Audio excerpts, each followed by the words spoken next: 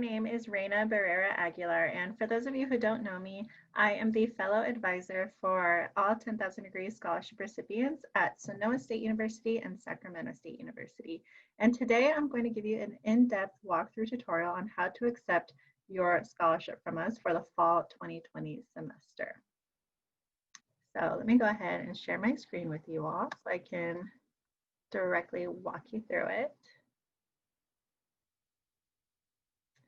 Okay, so you should be able to see my screen. So this is my personal email, and I'm going to look for the email that notified me that I received my scholarship. So this is what it looks like. If you get a notification like this, then it means that you were awarded. Congratulations. And right here, it says, see below for your award information. And because I'm not actually receiving a scholarship because I already graduated, it does not actually say the amount right here where it normally should. But in a normal instance, it would say the dollar amount right here, and it would say the name of the donor who is giving you your scholarship. A lot of times it's organizations like the Buck Foundation, Marin UGR, different orgs like that. And so to accept your award, please complete your award acceptance form linked below. So we're going to click that link. It also says officially accepted by October 15th. And it says, if your last name begins with A through N, please contact Stephanie Hamilton, either at this email address or phone number, or for people whose last names begin with N through Z, contact Claudia Cardenas right here. Sincerely, Jin Choi, who is the director of our scholarship. So if you have any trouble with this, these are the people that you can always reach out to. All right, so we are going to click this link and open it up. So I'm not going to read the whole thing, but definitely make sure when you open this up, you read this whole introduction. It says, congratulations, this 10,000 Degrees is pleased to inform you you've been selected to receive your scholarship. And you can use it on things such as tuition fees, travel, books, and supplies. And you will receive the first half of your scholarship in the fall, approximately a month after you complete the survey, and you will get the second half in the spring. And you'll have to fill out another one of these forms in the spring in order to receive it. And we will email you this form in December. And so here's some things that you're going to need to be able to fill this out. First, you're going to need your fall semester class schedule. It needs to show the unit, school name, and your name. And screenshots from your portal are okay. And I will also walk you through that to show you how to do that if you're not sure. Really important, it shows the number of units, school, name. If it does not show that, they're going to ask you to send another one. Also, your spring grades. Only if you received a scholarship from us last year. Obviously, if you're an incoming freshman, you're not going to have any college grades to show them. A financial aid award letter. I will also show you how you can access that in your student portal.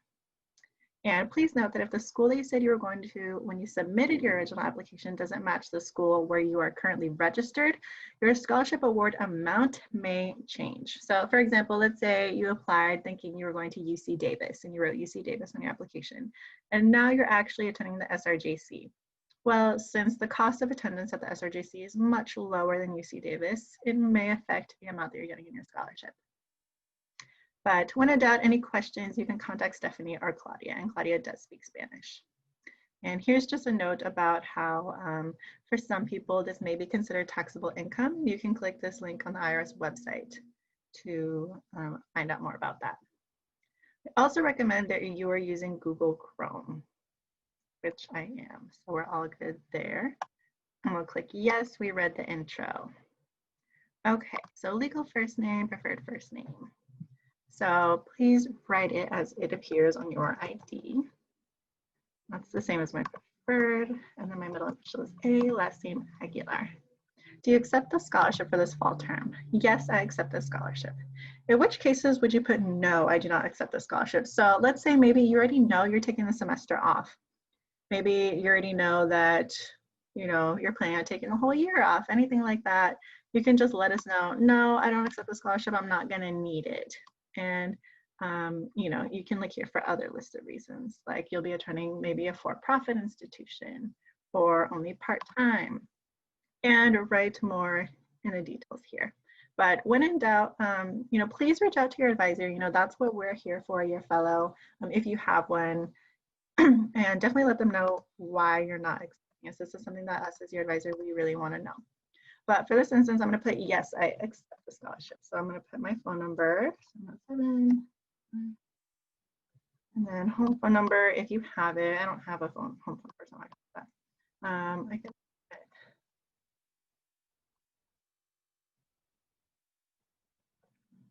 and then my street address.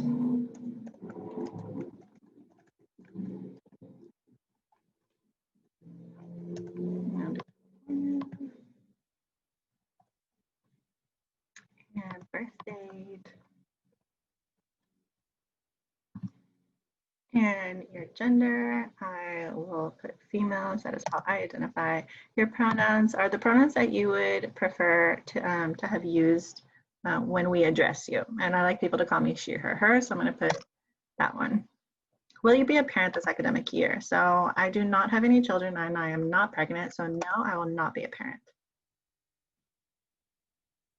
Okay, and are you an undergraduate or graduate student? Undergraduate is if you're pursuing a certificate program, associate's, or bachelor's degree. Graduate would be like a master's or a post-bac. And what level will you be in college 2020, 2021? So I will be, let's just say I'm going to be a junior. And I will be attending San Francisco State University. Is this your first semester of college? No. How many years have you attended college? I've attended 2 years of college. And your ID number. And my GPA. Let's say my GPA is a 3.4. Upload your full unofficial transcript here. So I'm going to show you, this mostly applies to CSU students, especially my students who are at Sonoma, SAC, and San Francisco State. I still have access to my San Francisco State portal, so I'm going to log into mine and show you how I would download my unofficial transcript. If you don't know how to do this and you don't attend a CSU, then definitely reach out to your advisor and they can support you with this.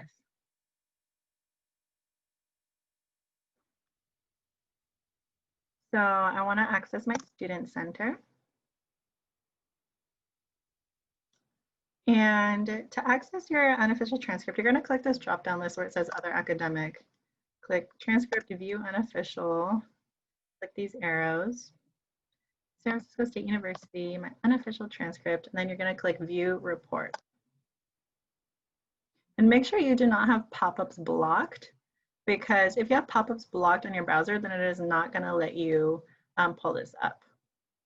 Okay, great. So here is my unofficial transcript, and I'm going to download this. Let's just say we'll put it on the desktop, and I will call it Reyna's unofficial transcript. Save. Okay, so now we'll go back and we will upload that. I saved it to the desktop. It is right here. How many units have you completed towards your current degree? So you can find this number on your transcript at the very bottom. And it says here that I have SF State totals, 153 units. See right here it says units and SF State totals or combined totals if you're a transfer student. So I'll just put, for the sake of this, 153, even though I already graduated. Yes, I've declared a major, and my major is psychology. Career I'm interested in pursuing as a psychologist. Are you currently attending a vocational program to leading to a license or certificate? No. If you have a LinkedIn profile, share the link here so we can connect with you. I don't have a LinkedIn profile, so I'm not going to put that. Have you ever transferred from a community college to a four-year college or university? No, I did not transfer. Will you apply to transfer in the future? No, I'm just going to stay at San Francisco State. Have you received a bachelor's degree? For the sake of this, I will say no, I have not received it. Or if you're graduating in the spring, you would say yes. If you're graduating in the fall, you could also put that. Okay, so now we're going to enter the information from our financial aid award letter. So this is something that you can also find in your student portal. and enter all the amounts that you have accepted, not the amounts that were offered to you. So a lot of times, you know, you are offered loans and other things. If you don't take them out, you don't need to write those amounts there unless you accepted them. So amounts should be for the entire school year, not per semester. And attach a copy of your school's financial aid letter. Screenshots are okay.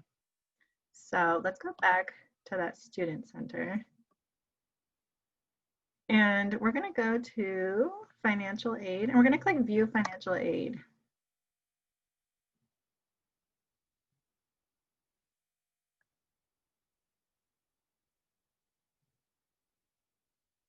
So let's click on 2015 just for fun. Okay, so I'm going to take a screenshot of this entire page from where it says my name, the school, and then the aid year. I don't need to take a screenshot of this because this is breaking it down for fall and spring, which is essentially the same thing as the whole year. So however you know how to take a screenshot on your computer, go ahead and do that. And then we're going to save this again to our desktop so we can find it easier.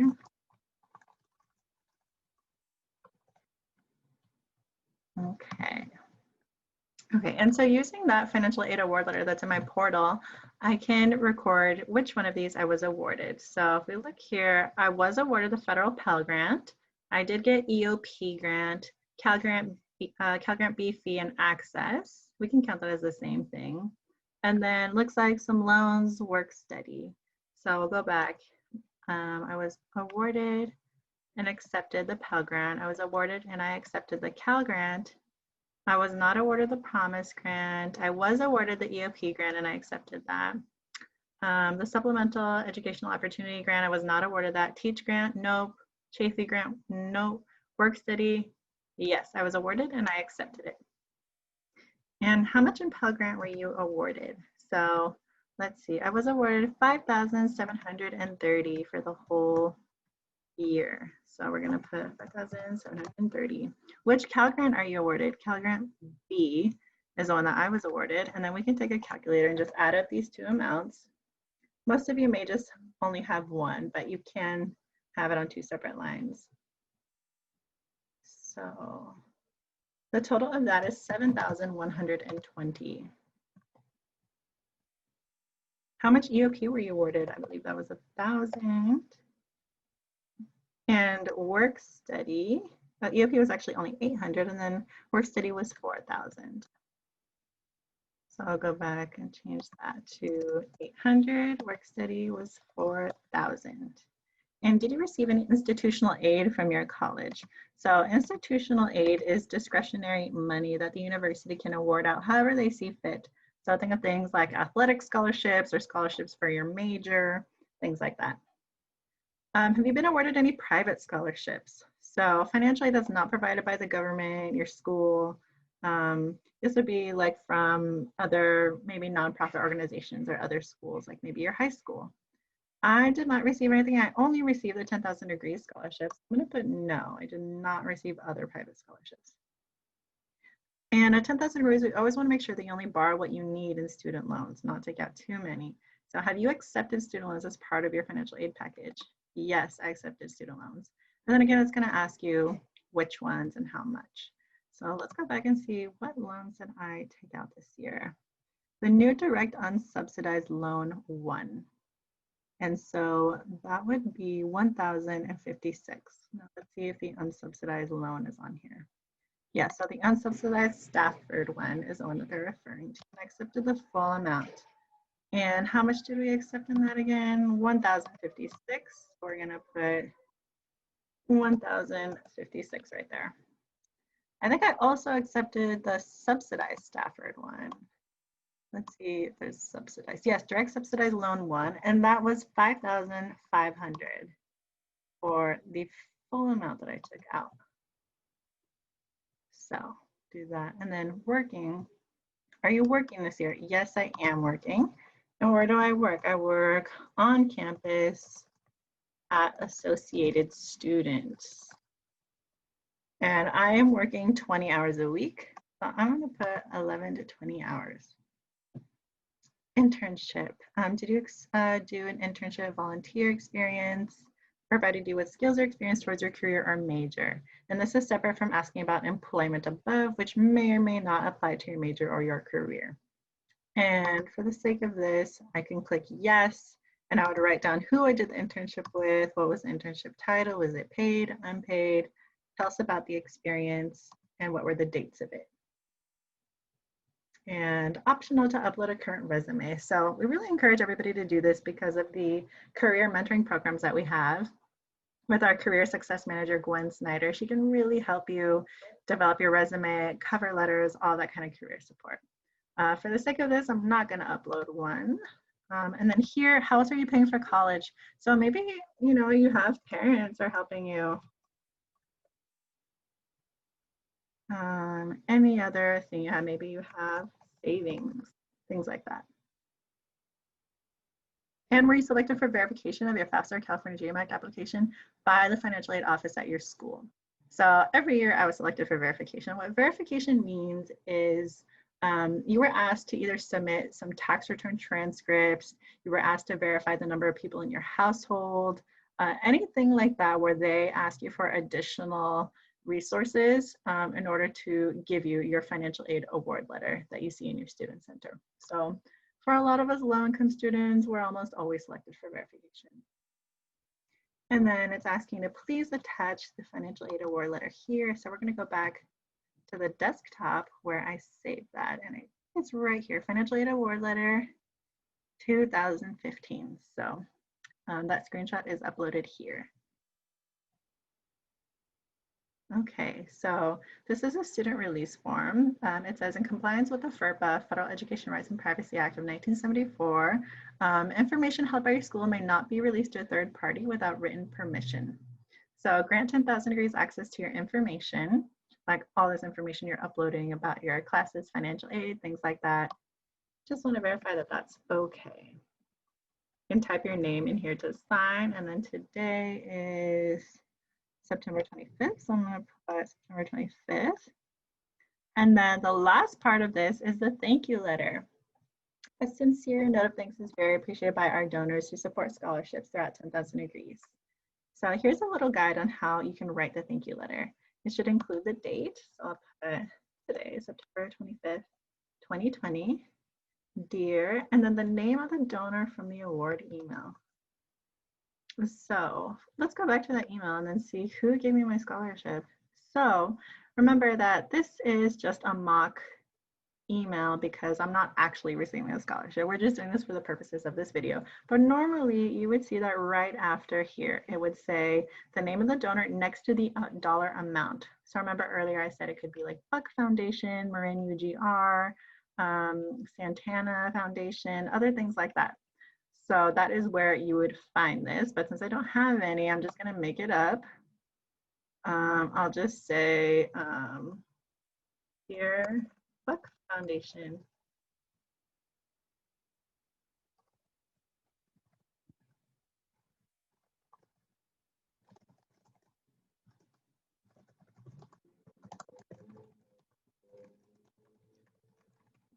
So, you know, it's okay to keep it short and sweet.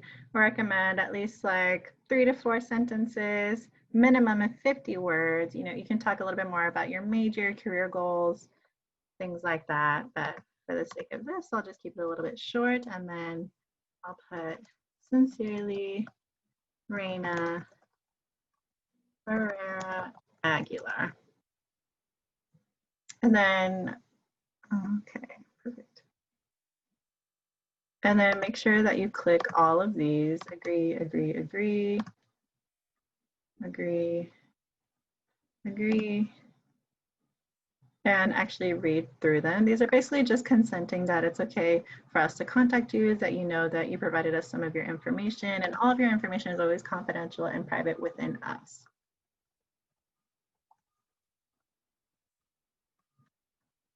And then again, today is September 25th. And then I would click to review and submit. Okay, and it's saying that I have a problem with this because I did not put in a valid date. So let me fix that real quick. I think I want to written like that. Then let's see if it lets me submit.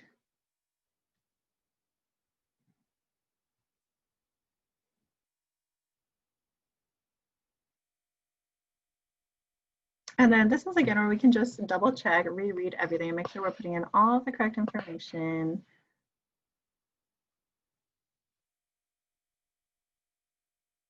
Great. And then I will either click confirm or make a correction. So let's say I wanted to go back and make a correction. I'll go back, click through it again, and then let's say, oh, I have to go and do something else right now. So I want to save my progress and resume later. So this will save everything that you've already put in here. You don't have to start over fresh. So I'll put my email in here. I'll do